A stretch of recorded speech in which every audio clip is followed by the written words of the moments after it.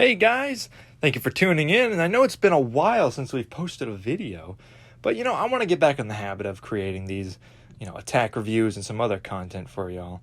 So I appreciate y'all stopping by, and today we're going to look at two war attacks, one that is good and one that is bad, and we're going to talk about what to do and what not to do. So this first war attack was done by someone who's not necessarily, they're not bad at the game by any means, but they just made a few bad mistakes. And so we're going to be looking at number 30 here, and the person who attacked it is Raincloud. And it's a 3-star, and 3 stars are great, right? Well, there's a little more to the story than that. We need to look into this attack to see what exactly happened here.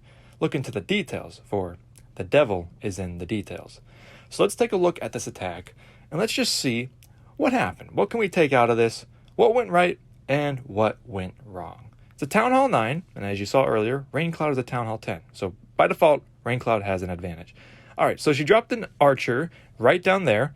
We got a cannon shooting that archer. She's about to just eat that bullet and, be gone. But we have the CC out, and they're being lured all the way up to the top of the base. So that's good. That is perfectly fine. That is textbook. We want that. The next moves that happen are a little questionable. I want you to pay close attention of how these CC troops are handled. Now, it's a dragon and a baby dragon, so nothing too threatening here. But we drop the queen, and then we drop a freeze, which is okay. Should have dropped those healers first, but it's fine. We got the healers in now. Let's see what else happens, shall we? And then another freeze is dropped. All right, 2 freezes, that's a bit much, all right? We're kind of wasting the spells here. We'll keep watching. All right, let's see what happens. A third freeze. Okay, 3 is way too many, all right? What are you doing, dude? This is too much. Too much used on that CC. And on top of that, the queen's ability gets activated. What is going on, all right? We do not want that. That is way too much used just for CC troops. A lot of resources wasted there. So that was pretty bad. But let's see what else happens in this attack. A golem was dropped. Okay, probably would have wanted to drop that golem elsewhere, not really next to those healers, because those healers will start to heal that golem up. And we don't want that. We want the queen to stay healed up. So that was an issue. And then over to the left, we have some bowlers being dropped. However, these bowlers are unprotected. There is no tank in front of them.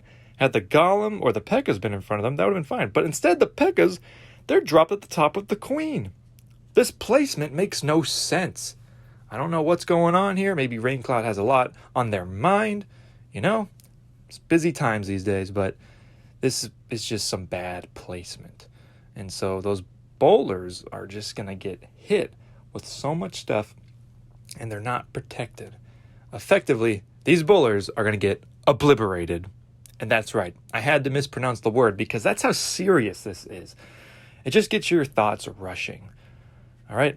And so those bowlers are not going to suffice, but, the main army at the top there is going to take care of the rest of the base. And I want to say the spell placement on this base is just excellent, all right? I know I'm going a little overboard on how much I want to praise that spell placement, but you know what? For what was going on, the spell placement was totally fine. It made sense, and, got to do what you got to do. So ultimately, Raincloud is going to take home a 3-star from this base, but that's because Raincloud is a Town Hall 10 going against a Town Hall 9. A 3-star should be a given. If you cannot 3-star a base 1 Town Hall below you, you have done something seriously wrong. And you should really look into your attacks and figure out, what are you doing wrong here? Are you just carelessly placing troops? No rhyme or reason? That's one thing I want you to take out of this, critique of this attack. Nonetheless, we're very glad that Raincloud got the 3-star. And, by and large, they're a great member. Okay, so that attack wasn't the greatest, but we're going to go look at the next attack, which I would consider one of the highlights of this war.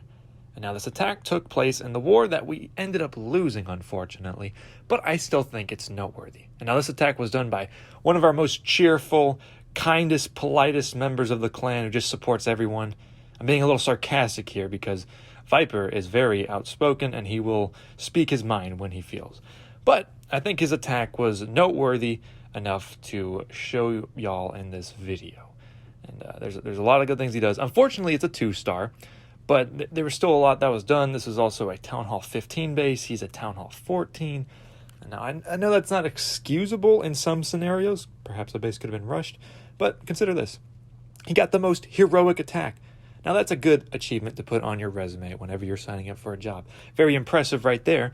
But let's take a look at this, all right? Let's look into the details here of what exactly happened. Now, Viper's got a very nice army. Looks like we're going to be doing a hybrid attack. So he's going to have to funnel in an area of the base and, just see where his troops end up going. And so, yeah, we'll just see what happens here. And he chose a good siege machine, which is the Flame Flinger, putting it off to the left right over there. And that's going to deal some damage on that left side. Perfectly fine. Got the Queen and some balloons coming in on the right bottom there. Got to have a Queen charge is what it looks like. However, there is something I would like to point out down there, is that there is a Barbarian King, and this Barbarian King is level 66. That's going to create some problems in a bit. But we got the CC lure. They're going to go towards that siege machine, so Viper's going to have to deal with that. And it looks like the Queen is moving in. The King Caesar, he attacks. Let's see what happens. Now, in this moment, I don't think Viper's paying attention to his Queen because he's got to focus on 12 million things. It's a very tough attack to execute. But the Queen is forced to use her ability. I do not think Viper was intending for that to happen, but unfortunately that happened, and that will cost him later on. You want to reserve that ability as much as you can. Luckily, there's still some healers. They're going to heal up that Queen and get her going so she can take off as much as that right side of the base as she can. Viper also had 2 headhunters still available, but that's okay. He's got the Royal Champion going in, taking out the CC, helping out their Flame Flinger right over there. But now look at this miscalculated error right over here. You got the Monolith right over there, and that's going to deal some significant damage. This was a miscalculation on Viper's end because look, that siege gets destroyed, and Viper was not intending that. He needed that Flame Flinger to take out the left side of the base. So it seems that there's a little bit of, some hope lost here. Got a few mistakes that will cost him later on, and he is aware of this as he is doing this. So he's trying to salvage as much as he can. Drops a rage on that Queen, get her going, but that Queen is ultimately going to end up dying. But, let's keep watching here. I'm getting a little ahead of myself, all right? I'm getting a little too excited with this attack because I really do think this is a good attack. Now, he puts down his middle army into the base right there. And look at that. They got a perfect funnel. Just go straight towards the town hall. Just admire that, all right? That's one of the things I really loved about this attack was that the right and the left was taken out fairly good. He's even got his king going in on the left to take out some more to make sure that that middle army stays in the middle. And so, he does a fairly good job with this. Got the troops going in, drop the heal, perfectly good. And he's going to pop that Warden ability. Excellent. That was terrific right there. All of that timed very well. At this point, there's not much Viper can do to really make his attack, pack a punch. But you just kind of got to watch. And, it's a moment of defeat because the army he has right now, there's no way it's going to survive to take out the rest of this base. You can't just depend on Hogs and Miners alone to take out this many defenses.